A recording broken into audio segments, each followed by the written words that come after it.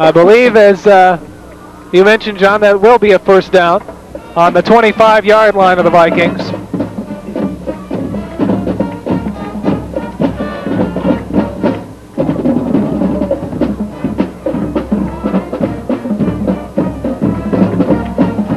For the Vikings right now, it's Bueller, Kalinske, Kopp, and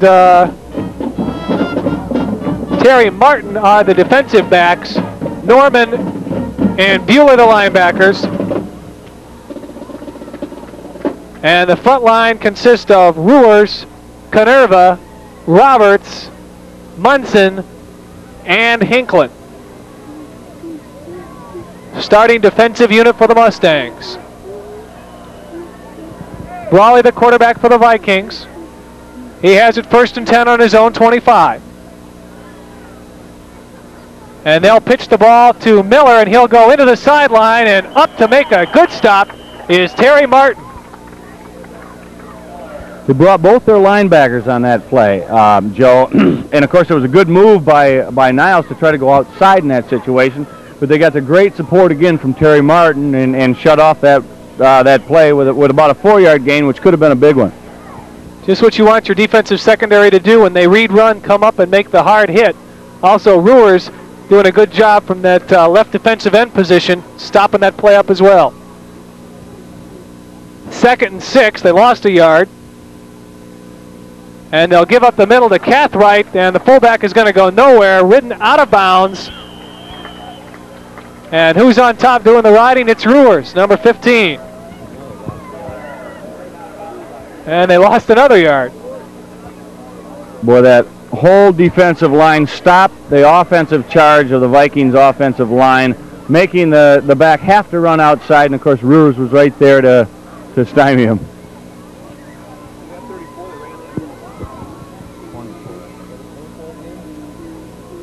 It'll bring up a 3rd, and looks like 12 or 13.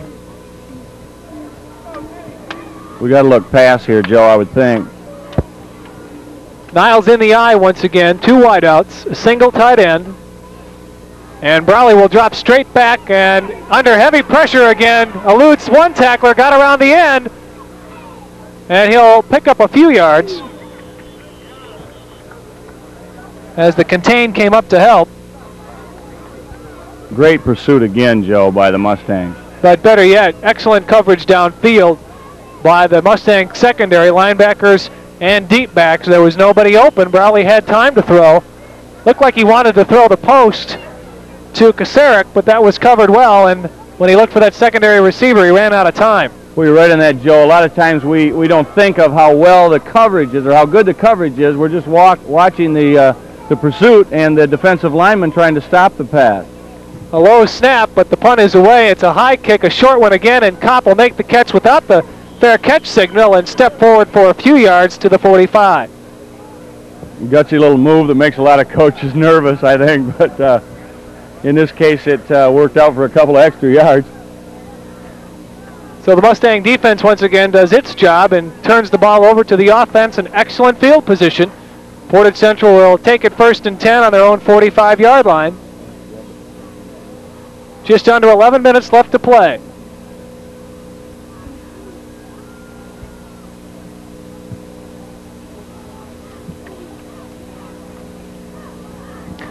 Dan Knight directing traffic. He'll send Murray split wide right. They'll go the other way to wide open, and at the last minute, Polderman gets the ball knocked away, and we'll have an interference call.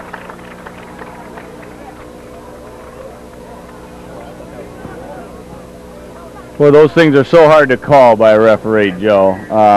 As an old defensive back, I don't think there's such a thing as interference, but you know there is, and they're right on top of the play. As you could see, the flag was thrown right where the play was, and the referee was right there. A little bit of a mismatch.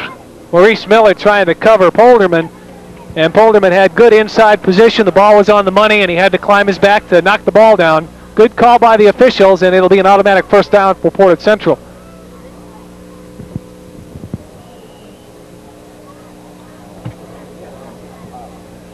Ball on the Viking 40, 1st and 10. Dan Knight, the quarterback. And he'll give it inside, and I believe that's Marty Williams again, and he'll drag people forward to the 30, 10-yard gain.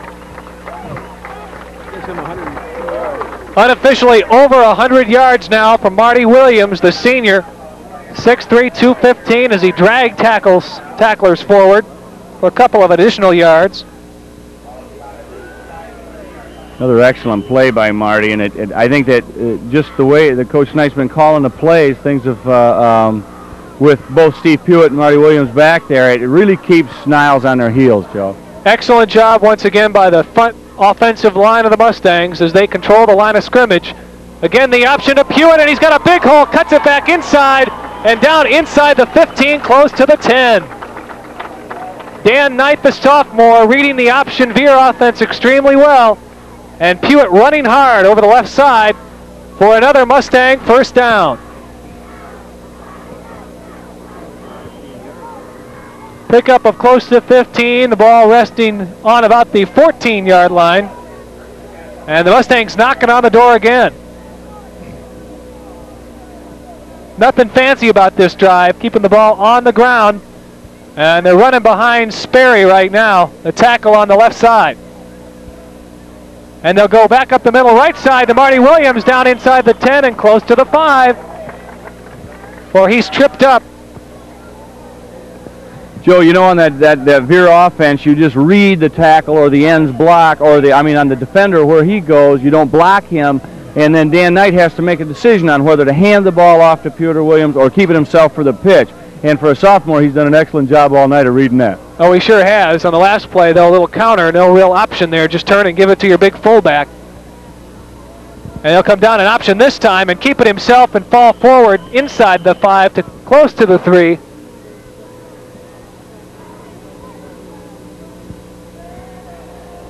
If he doesn't hand the ball off, he simply turns upfield and options the next man that comes into his field of view.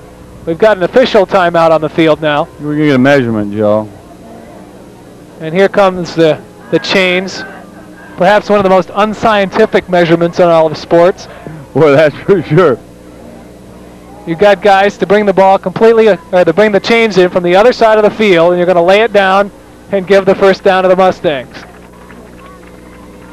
Well, they've got 4 shots at it now from about the 3-yard line, Joe. And, of course, with big Marty Williams and Steve Pewitt, there's a lot of different things that they can do with those 4 downs to get that ball in the end zone. First and goal for the Mustangs. They lead it 13-0. Just over 9 minutes left to play in the ball game. Pewitt has a touchdown tonight, and so does Stacy Young. And to give to Marty Williams, he lunges forward, and it's in. Touchdown, Portage Central. Marty Williams up the middle for 3 yards. Well, they're spreading them around, Joe. The touchdowns, that is. Yep, everybody's got one except Dan Knight. And he's had a hand in all of them. 20-0 now our score. Well, soon to be 20, 19. And we've got a new extra point kicker. Just Jeff Vine, Joe.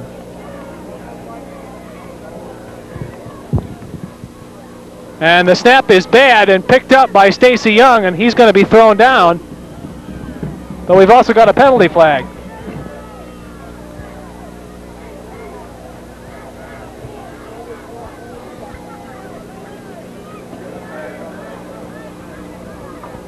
That flag was thrown very quickly, so could have been an offsides call or a motion call. Illegal procedure against the Mustangs.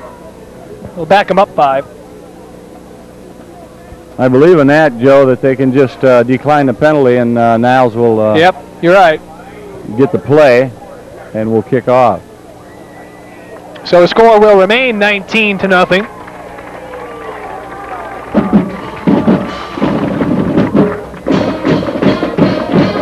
There you see the score. Portage Central 19, Niles 0. Good crowd on hand tonight. Pretty much the whole home bleachers are full, and I'd like to remind you that you can see this ball game Sunday night at 7 o'clock on Channel 31, and also again on Wednesday night at 8 o'clock. Typical Portage Central type drive, Joe, where they mix up their plays quite well, keep Niles on their heels, and run the ball. Well, you certainly have to give a lot of credit on that touchdown to the offensive line.